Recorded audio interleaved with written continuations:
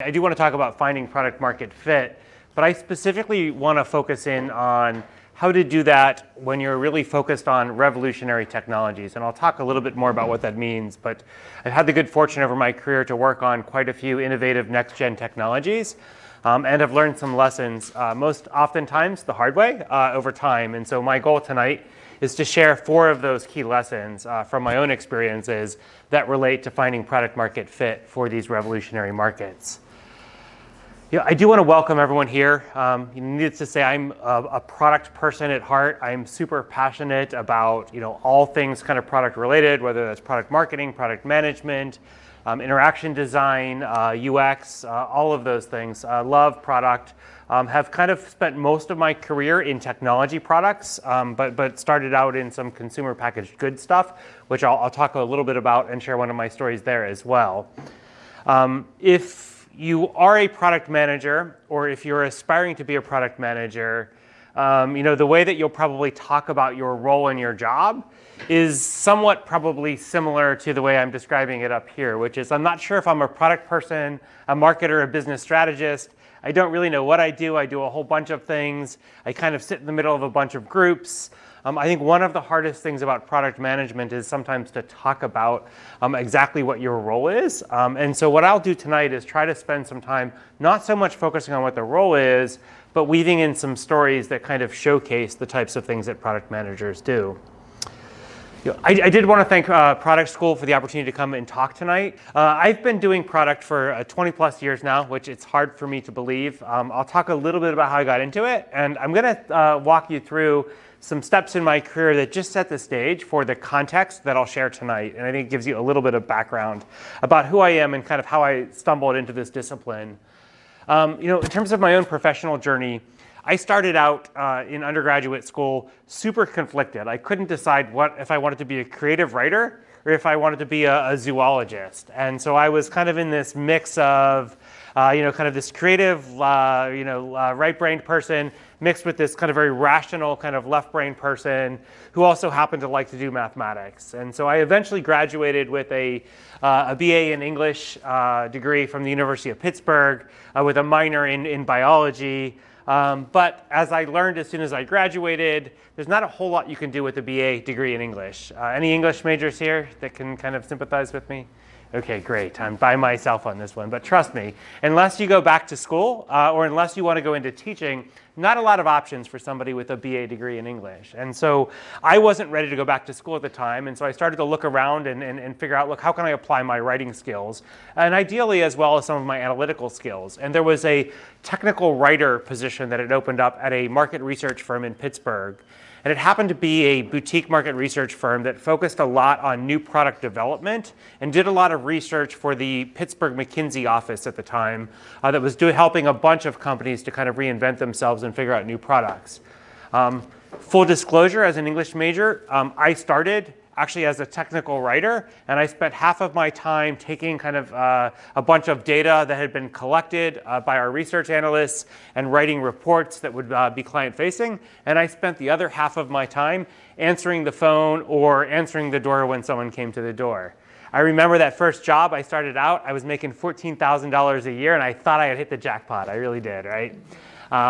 But I think they realized fairly quickly after I wrote my first couple reports that I had this nice balance of the ability to write and the analytical side of it. And I think the one talent or skill that I've been able to bring forth into my career is how do you take large amounts of information and kind of scale it down into a very digestible way to not only just kind of hit home the key points that are coming out of the data or the information you have, but also can tell the story in a way that most people can relate to it. And so that's something that is kind of my unique skill that I bring to the table. You as product managers, I think one of the things I would encourage you to do is figure out as soon as you can, hey, what's that skill? And make sure that you focus a lot of your energy and leverage that no matter what you're doing as you go through this.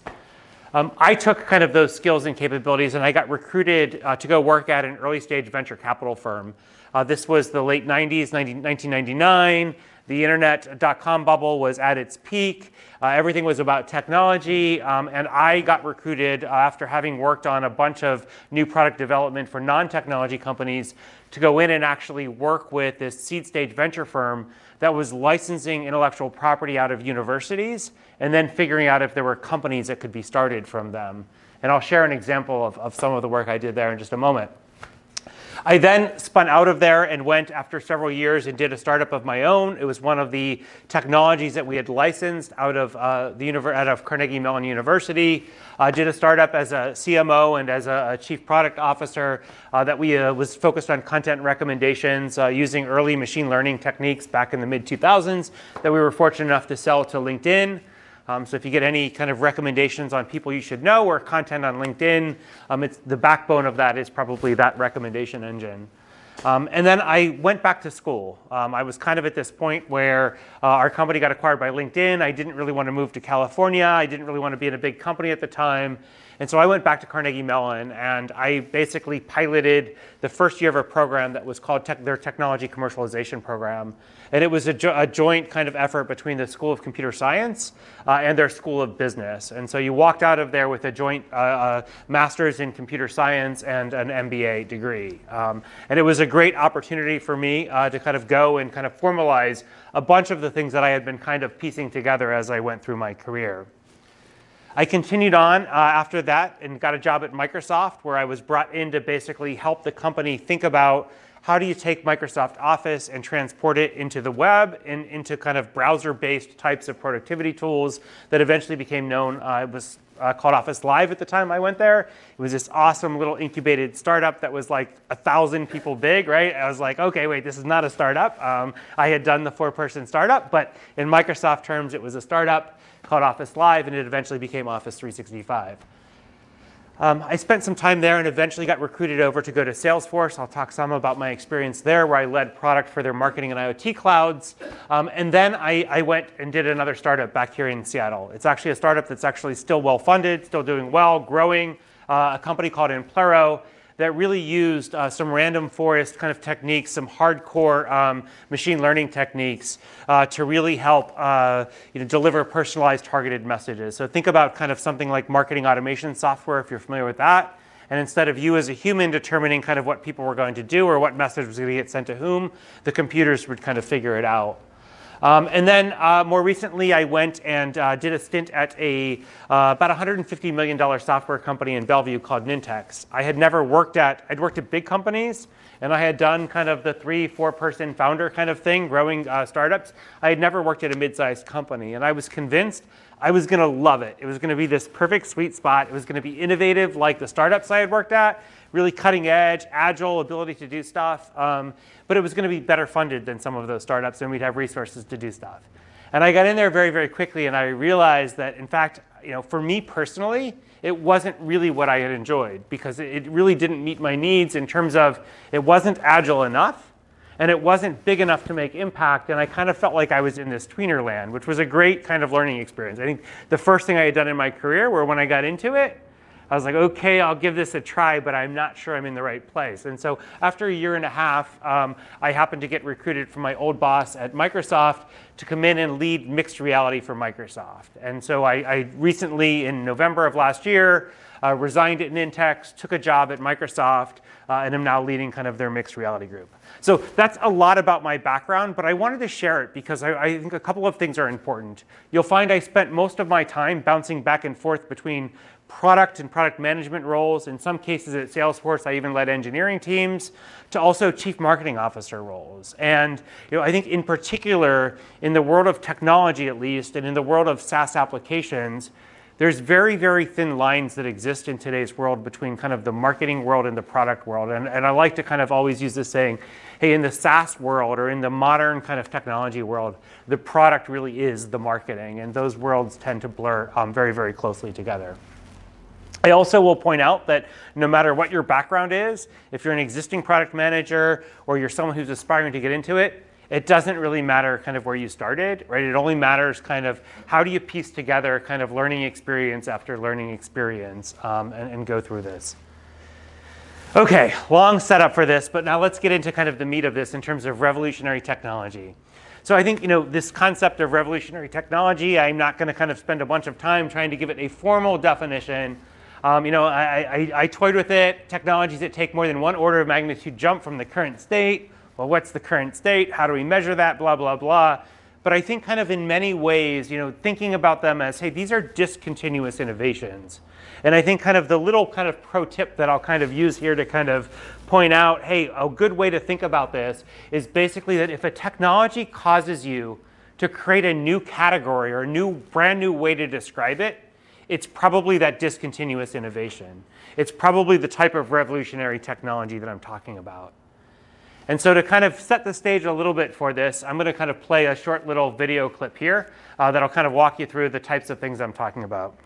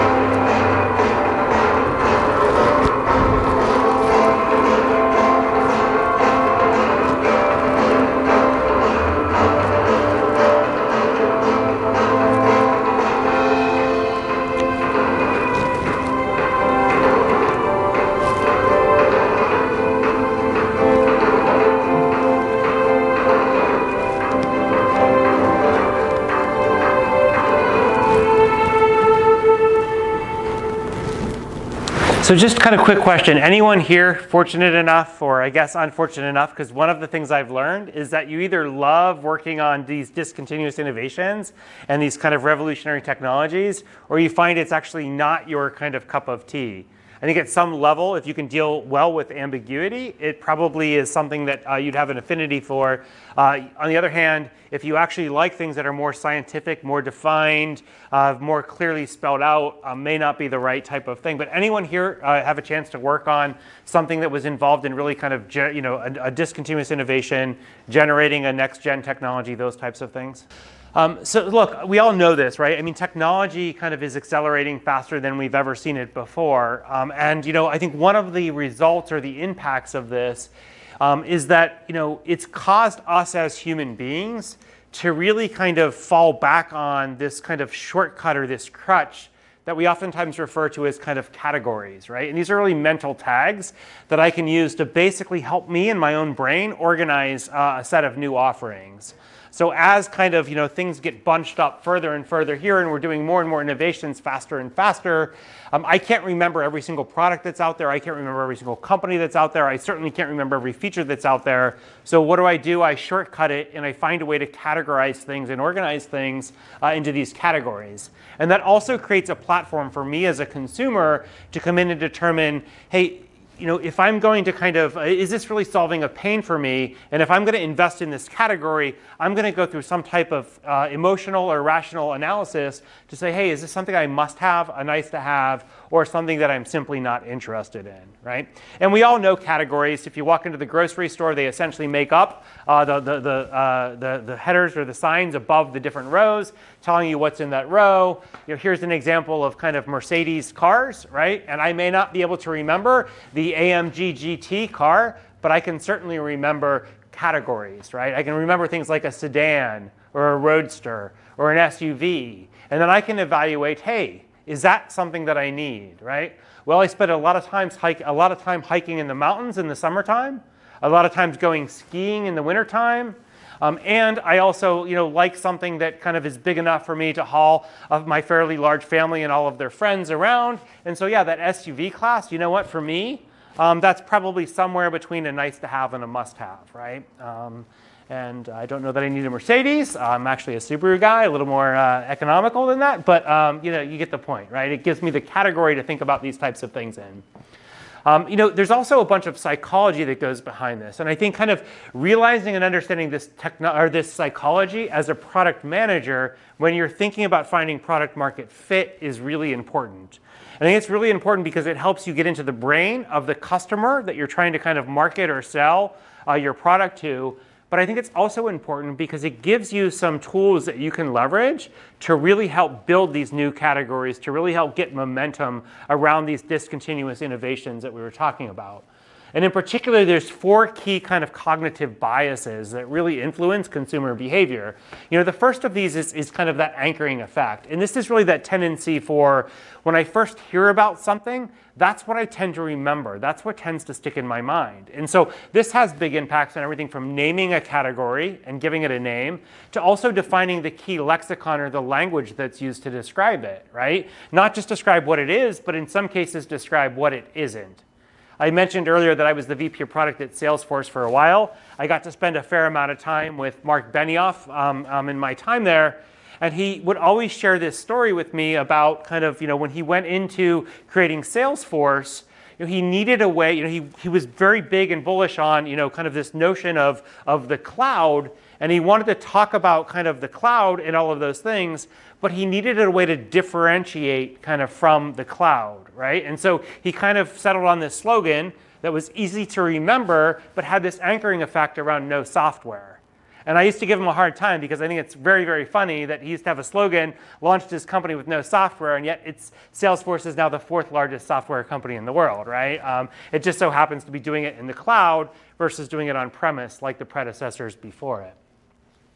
The second of these is kind of choice supportive bias, and this one really gets to, hey, once I decide on something or a category of something or a specific product, I'm more likely to defend that and stay with it, right? And so this goes into kind of the whole notion of kind of loyalty. And so getting those early adopters to select something, it's really, really hard for somebody else to come along and migrate them off of that. Groupthink bias, this has a big impact in terms of, look, if I see other people doing about it, if I read about it in the press, if I see what else is happening around me and other people migrating to a new category, then I'm likely to do it too. And then conformity bias. The majority of people tend to kind of make the safe decision, the one that they perceive to be safe, a decision that kind of aligns with those that other folks tend to make, or the most popular product, or the best reviews, those types of things, versus kind of going on their own.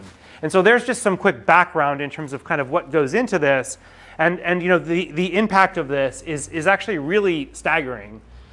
When you actually go in and you analyze kind of these discontinuous innovations and these technologies that have created new categories, what you realize is if you look at companies from 2000 to 2013, an analysis of more than 6,000 companies, 76% of the market cap in any given category goes to the leader of that category, right?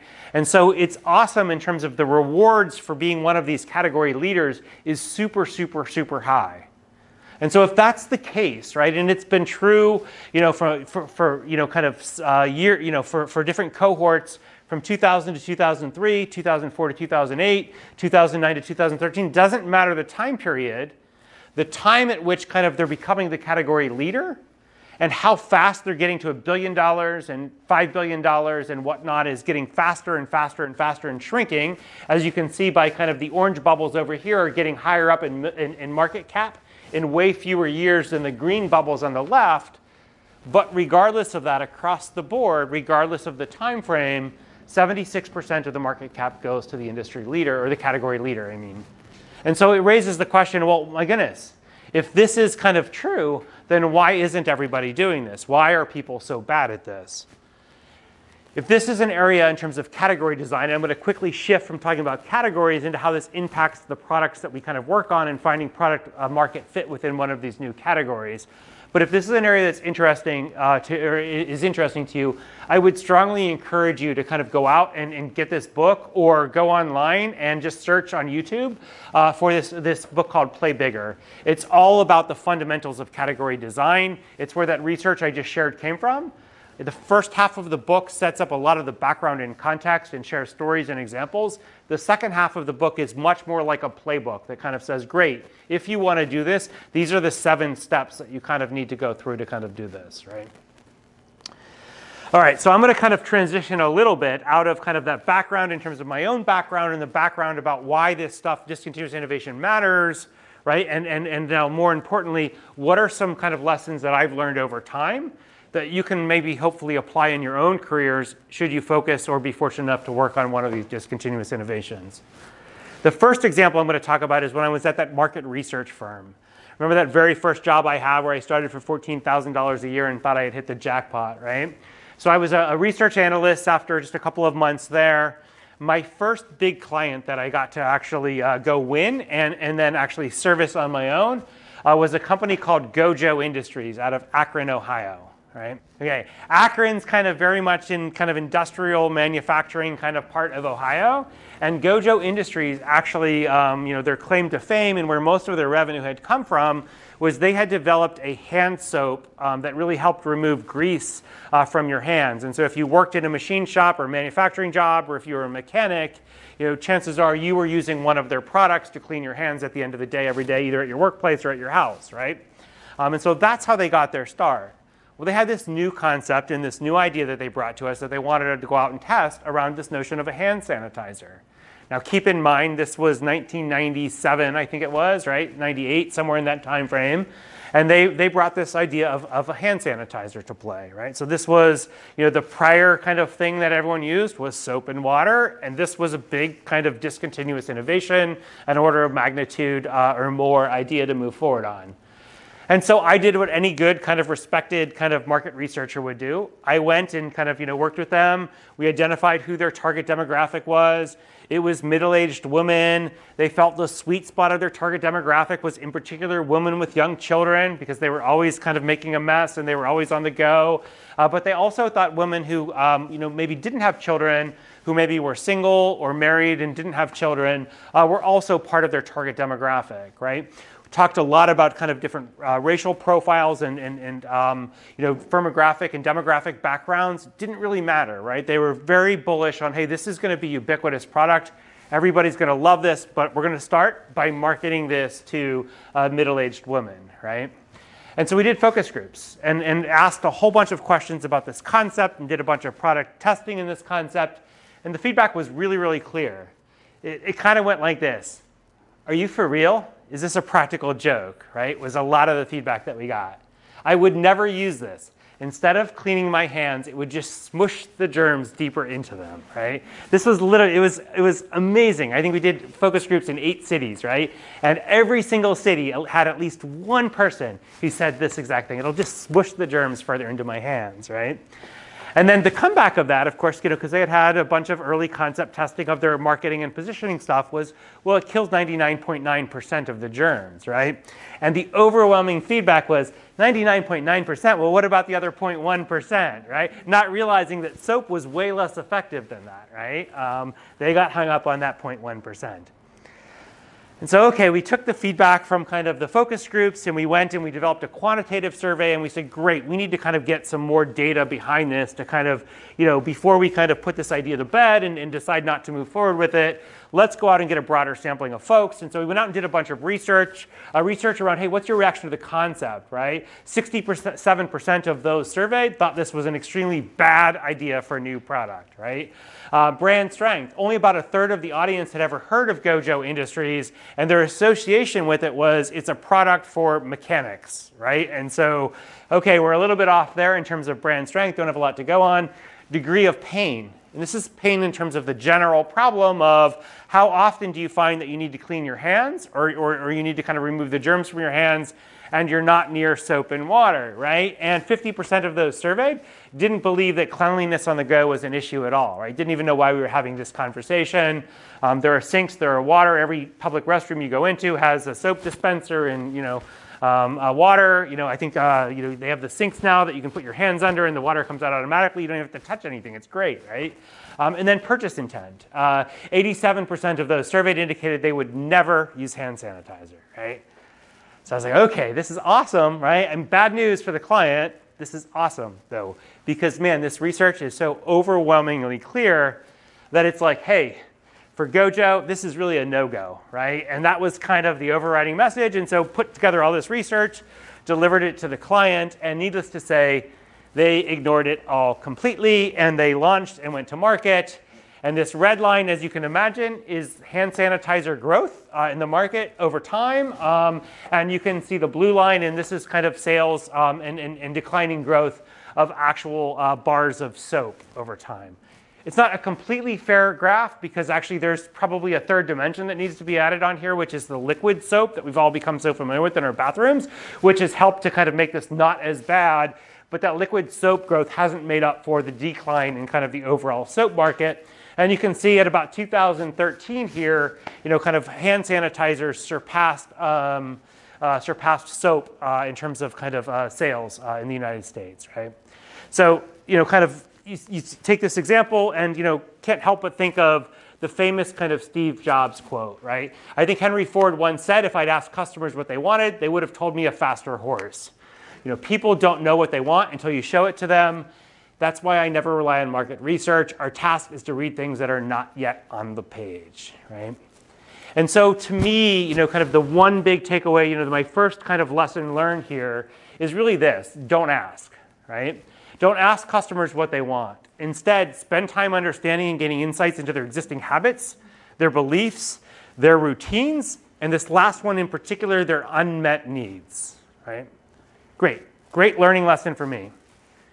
So did you have a chance to discuss with more to actually understand what decision-making model they use to decide to go forward? Because like after paying a lot of money, it's good enough to do it. Yep. Nobody wants to do just yeah, so the question was, did I have a chance to debrief with Gojo Industries after the fact to understand what really motivated them to make the decision to go forward, right, when the data was so overwhelmingly against it? And I did. And the decision was pretty simple. The CEO of the company was bullish that this is the direction that the market was going and that there was an untapped opportunity. And so I'll be damned, doesn't matter what the data says, we're going to do it anyway. Right? Of course, I was like, well, then why did you just spend $150,000 on research? You should have just moved forward with it, right? They claimed that the feedback that they got did help them with marketing and positioning and messaging as they went to the market. And I think there's probably some truth to that 99.9%. Talking about it without having a benchmark of how that compares to soap was probably a good example of that, and they used that in a lot of the early materials that they had. But it really was one guy's vision for where this was all going, right? And that's what drove it. So my second example is basically around this area called cheap robots, right? And so this is when I was working at the venture capital firm. I had this entrepreneur from Carnegie Mellon, this inventor from Carnegie Mellon, walk in my office one day, no meeting set up or anything, and basically asked if he could meet with somebody. I happened to be there. I took the meeting. He had apparently developed a bunch of automation and robotic technology that in Detroit to kind of fuel the automotive industry, those big arms and stuff that you see kind of doing all kinds of things on the manufacturing lines. And he was like, look, I've got this really kind of innovative idea for robotic technology.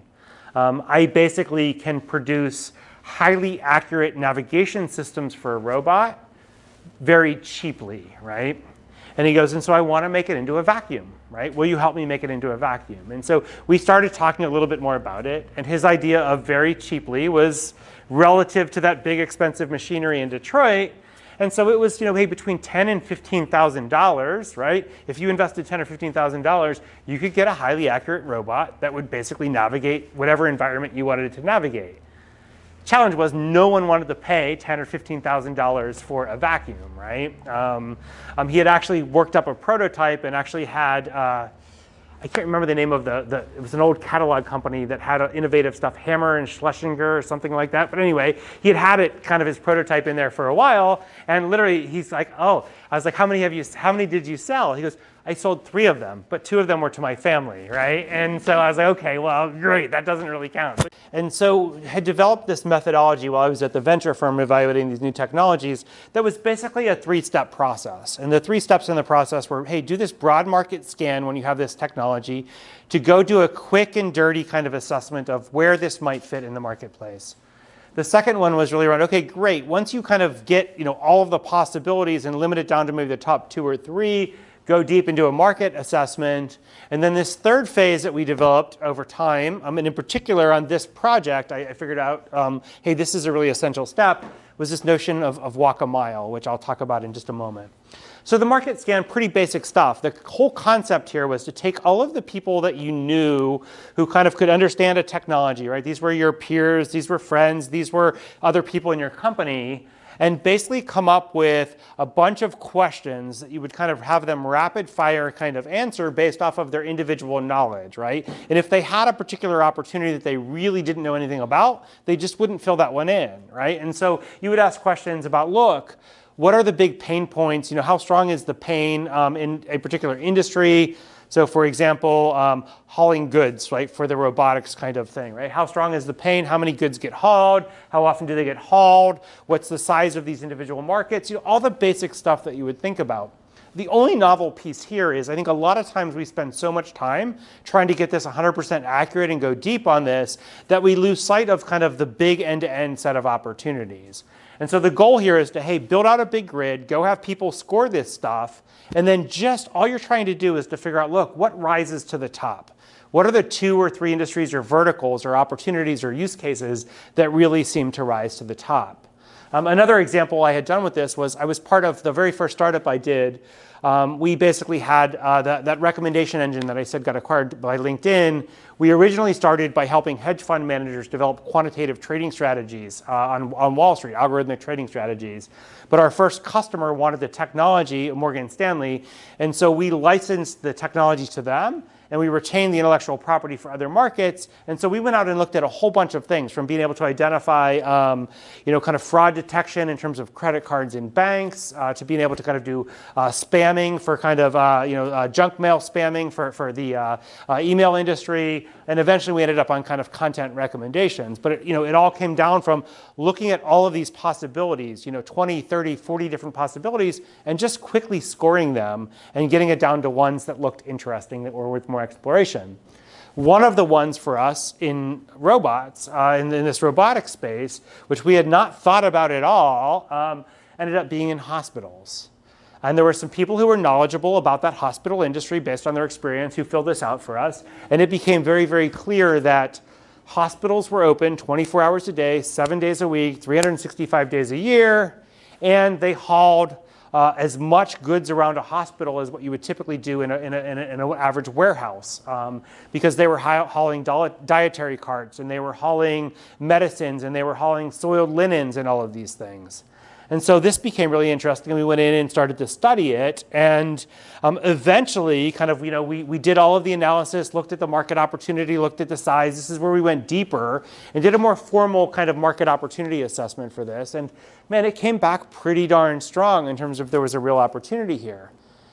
But we weren't still not quite sure. It seemed very weird to us to say, great, we're going to take this robot that's never kind of run out in the wild, and we're going to stick it in this highly regulated environment where there are sick people running around, oftentimes emergent care situations that require people to kind of massively run through the halls. Is this really a smart thing to do? And so this is where we kind of went with the walk a mile approach. And so we found went into a hospital in Pittsburgh, St. Margaret's Hospital. We had somebody who made an introduction for us, talked to their CIO, convinced him to let us spend some time just observing in the hospital. And we quickly kind of found out that, hey, the majority of the goods getting hauled around the hospital are getting hauled by nurses.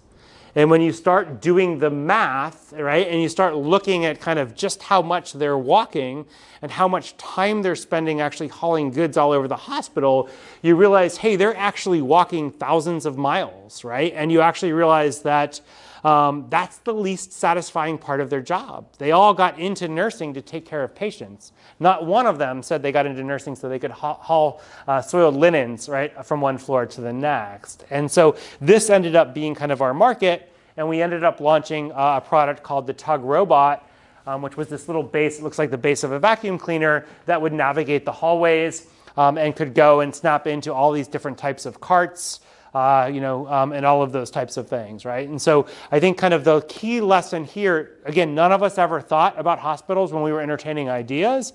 I think the key lesson here really comes back to Steve Blank. Anyone ever read kind of anything from Steve Blank, right? If you're in the startup world, he's a pretty famous Stanford professor. He has this rule, this golden rule, that there are no facts inside your building, so go outside, right? And this all stemmed from his own first sales experience when he was in his very first software company. And basically the development team was sitting around with the sales team, and they were trying to figure out why their computer software wasn't selling. And the CEO was there, and Steve Blank spoke up, and he basically said, well, it's because we don't have, and he named some really advanced feature, right, that was about the graphics. And the CEO at the time flipped out on him and said, you have no idea what the customer wants because you're sitting here instead of out there with the customer understanding what they need and what they want, right? And so this whole notion of kind of going outside, don't write your requirements in a conference room, get outside the building, spend time with customers, spend time in their buildings, spend time with their customers, right? And in the case of the hospital example and the robot example, spent a lot of time doing nothing but observing these people in action and taking notes as we went along.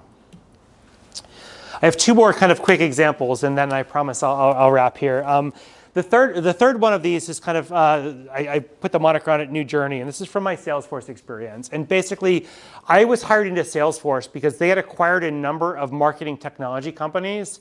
And Mark, again, being that visionary person that he was, had decided that he wanted to launch a marketing cloud. They had a sales cloud and they had a service cloud, and he wanted a marketing cloud to go with it. So he started buying these companies that were in the marketing space and kind of brought me in to kind of figure out, great, how do you take all these disparate technologies, email marketing, mobile marketing, social marketing, and bring them all together? And so I just first went out and started looking at, hey, what's happening in this space, right? And there were three trends that emerged as we kind of went through this. Sorry, I'm going to step through this beginning part just a moment, right? Trend number one was basically just the proliferation of digital experiences and touch points that folks, that we were having in our daily lives, right? And you can look at kind of all of the digital touches that we had in any kind of 60-second period. And it was very, very, very clear that, hey, many, many, many different new and emerging points were being kind of created out there on a daily basis. And those represented opportunities to engage your customer, right? The second one of these was around this notion of decomposition. And specifically by decomposition, basically this traditional kind of sales or demand funnel that we all knew was kind of falling apart right before our eyes. In this world where there were all of these massive touch points, in a world where we now know, 54 to 65% of the buying decision happens before you ever get in touch with a company, right? It's the consumer doing it on their own. This traditional sales funnel was falling apart. And what ended up happening was individual users were on their own individual journeys across all of those different touch points.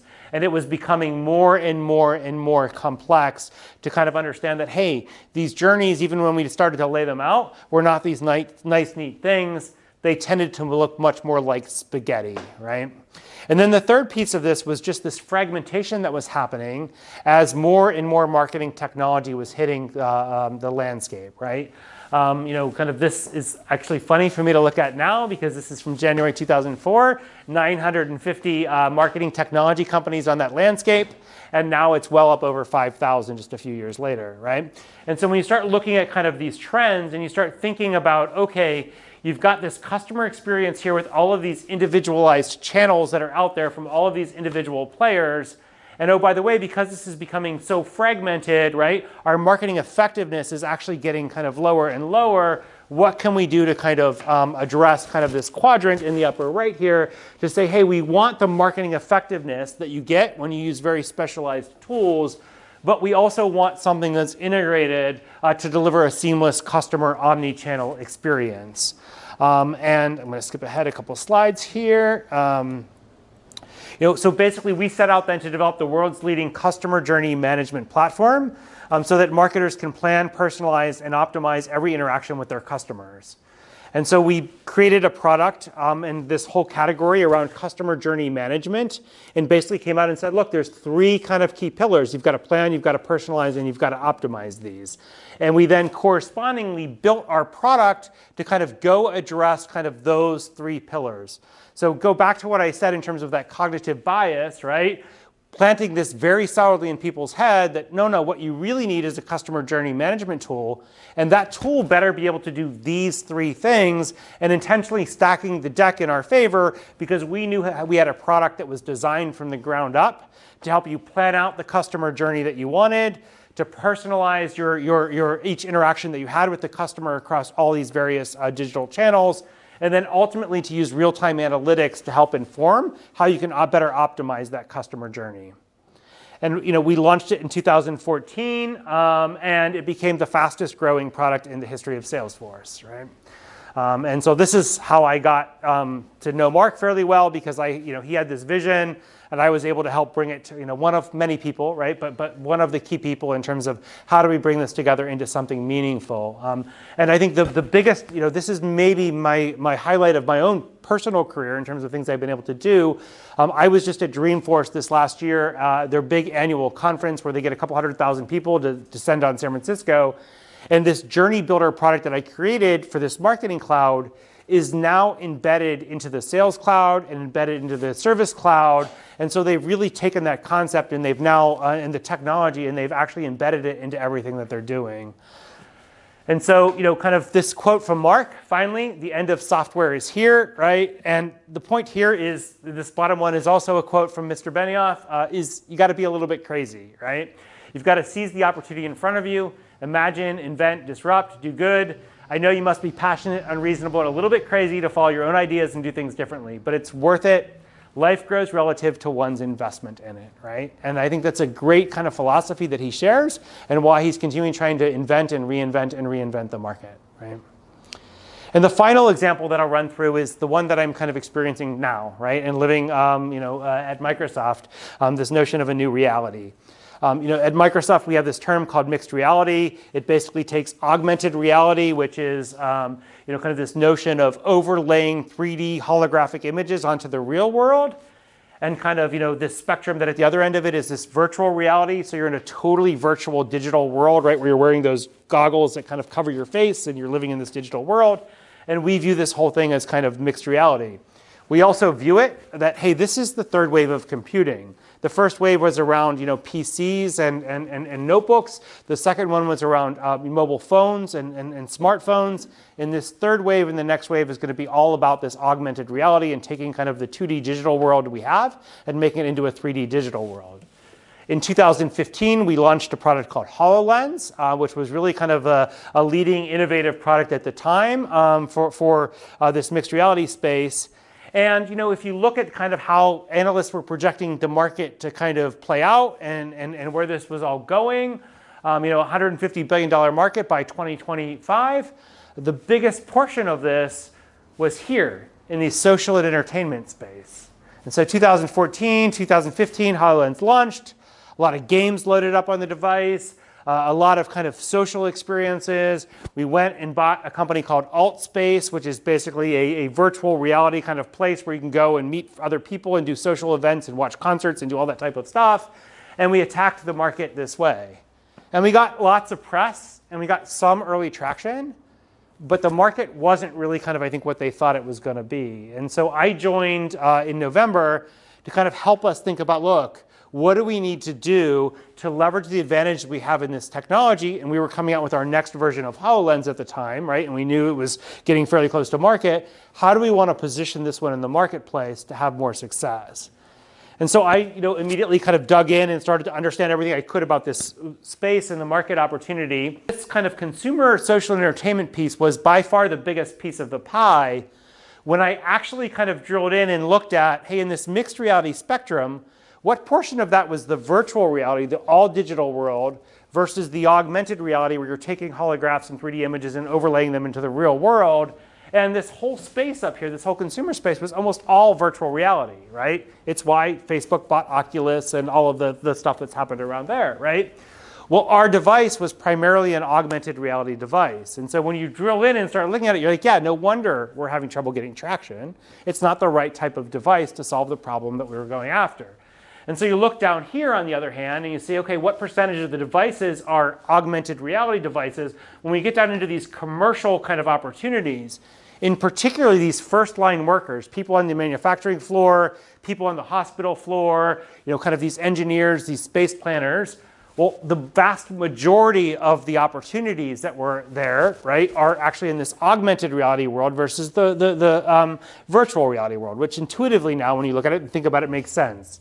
Hey, if I'm working on a manufacturing line, I don't want to have be completely blinded in a pure digital world. I want to be able to see my manufacturing line in front of me. And if I get stuck on something, I want guides to tell me what to do. I want quality control. I want to bring up kind of real-time data to make sure that things are going according to plan.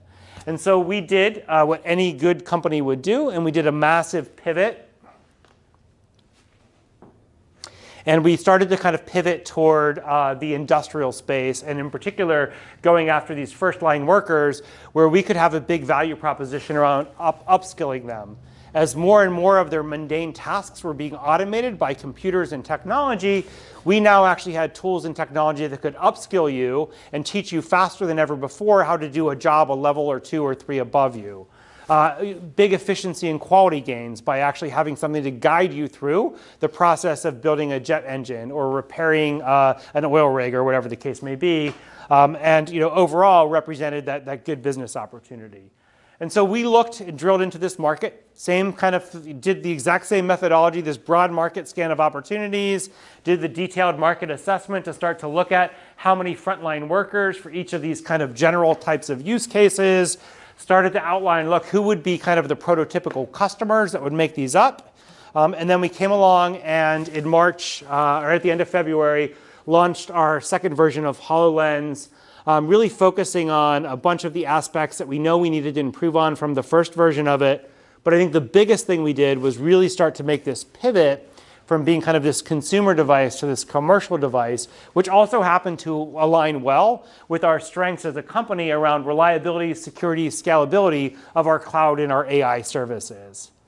So I have one final video here to show that I'll kind of summarize this with.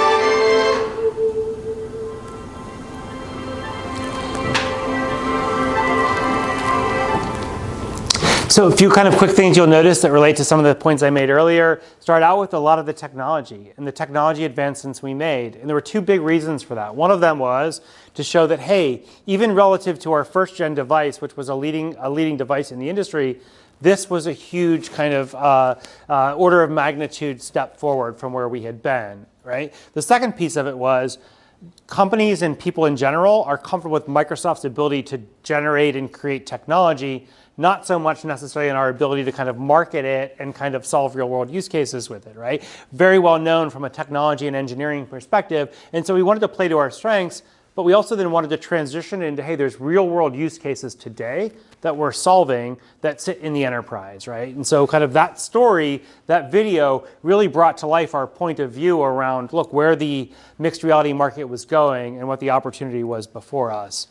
And so that quote that I had shared earlier in this, if you caught it, it was from Satya, that if you change the way you see the world, then you can change the world you see, right? And that was one of his quotes that he used in his very first press conference when he took over as CEO of Microsoft.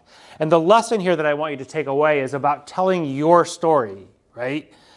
The hot, sexy, attractive kind of space is the consumer space, the gaming space for all of this virtual reality, but yet you can't be afraid to be different. You have to, keep in mind that different is the root word of differentiation, right? And so if you want to differentiate, if you want to do discontinuous innovation, by very definition, you have to be different. But you also need to make sure that you have a clear, consistent point of view. And the more you can weave it into a story and tell that story over and over again to get people internally on board with this, as well as externally, again and again and again, that's how you ultimately kind of make traction. And that's also how you get signal back from the marketplace to continue to kind of refine your offering, your positioning, your messaging, your value proposition that really help you get that product market fit. So, the 4 kind of key lessons from my experiences: look, don't ask your customer what they want, right? Go out and kind of observe, watch, get hands-on with them and figure out what their unmet needs are and how strong that pain is. Get outside your office, which speaks right to that. You got to be willing to be a little bit crazy and go after some things on kind of intuition and faith. The Gojo Industries example is a good example of that. And then go out and tell your story, right? The one that is kind of your vision or your company's vision or your team's vision as to what you believe in.